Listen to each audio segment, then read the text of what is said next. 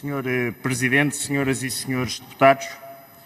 como hoje aqui já foi dito abundantemente, a descriminalização da posse e do consumo de drogas em Portugal, aprovado nesta Casa em 2001, reconheceu que os comportamentos aditivos têm por base um distúrbio de saúde. Como tal, assumiu-se que a via criminal em nada poderia contribuir para a redução dos consumos, pelo que tais comportamentos deixaram de ser alvo de processo de crime.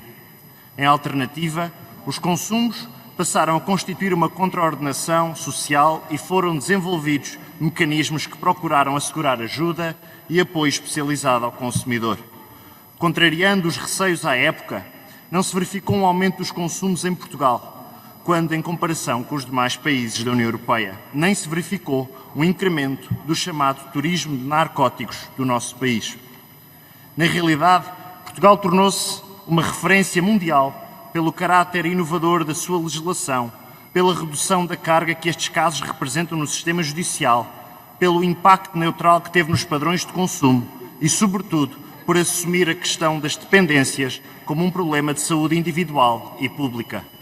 Volvidos 20 anos após a aprovação da lei que descriminalizou o consumo das drogas, a legalização do cultivo, a venda e o consumo de cannabis tornou-se num assunto recorrente no plano nacional e internacional, especialmente fruto da ausência de resultados satisfatórios que a via proibicionista coloca em cima da mesa. Por outro lado, registram-se cada vez mais exemplos de países e Estados que têm abandonado a visão proibicionista do consumo, embora com diferentes modelos de regulamentação do mercado, desde o cultivo à venda. Fruto destas experiências do mundo real, a comunidade científica e médica tem vindo a publicar evidências cada vez mais robustas sobre os impactos do consumo desta droga na saúde de todos. Têm sido igualmente publicados relatórios e artigos que procuram analisar as consequências e eventuais ligações a reter das experiências onde o uso da cannabis goza do estatuto de legalidade. Numa lógica de promover uma discussão política assente na evidência científica, torna-se incontornável reconhecer que temos hoje, pela primeira vez, condições para discutir de forma séria e sustentada as propostas que visam legalizar o uso da cannabis em Portugal. Embora o tema, como aqui já se viu hoje, puxe pelas paixões, precisamos de um debate racional, assente em evidências e, acima de tudo, assente na ciência. Mas, sendo reconhecidos os efeitos prejudiciais para a saúde desta e de outras drogas, como o tabaco e o álcool, assume-se ainda que, no mundo ideal, gostaríamos que os níveis de educação e literacia para a saúde fossem suficientes para que os consumos destas substâncias fossem todas reduzidas a valores marginais. No entanto, hoje temos de legislar sobre o mundo real e de o fazer partindo de uma perspectiva de saúde pública. Com vista a um debate aberto e livre, assente na ciência e não em dogmas, devemos fazer um caminho baseado nas melhores opiniões técnicas e um caminho que é feito em conjunto com os mais diversos representantes de toda a sociedade. Senhor Presidente, senhoras e senhores deputados, acredito que haverá um maior controle de mercado, sendo que a cannabis constitui hoje uma das maiores fontes de rendimento do crime organizado. Dito isto, a legalização do uso da cannabis resultará numa quebra da principal fonte de receitas dos traficantes, enquanto se protegem os cidadãos que passam a ser consumidores legais de produtos de composição regulada e conhecida. Esperamos ainda uma quebra significativa da atividade da maioria dos criminosos no campo dos narcóticos, uma vez que a maioria das condenações está ligada a infrações relacionadas com o tráfico de cannabis e dos seus derivados. Portugal será tanto mais eficiente no combate ao tráfico das drogas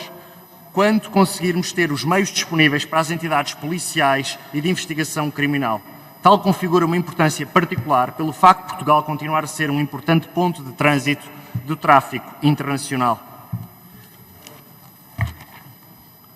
Ainda na sequência de recentes alterações, por exemplo, em Estados americanos, constatou-se uma redução no consumo dos derivados de cannabis, assim como das formas de cannabis sintéticas, das quais os impactos são desconhecidos. Podemos, por exemplo, apostar num registro obrigatório para a compra de cannabis, tal como acontece no Uruguai, permitindo ao Governo e à administração pública supervisionar padrões de consumo, detectar precocemente eventuais padrões desviantes e assim intervir atempadamente.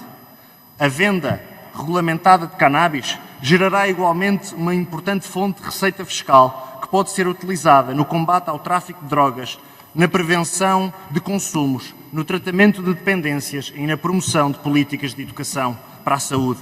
Por via da regulamentação, acredito que o Estado passará também a poder exigir que as embalagens contendo cannabis venham devidamente identificadas, com mensagens de advertência sobre os seus potenciais efeitos nefastos, proibindo todas as formas de publicidade e regulamentar os locais de venda, assim como todo o processo de produção.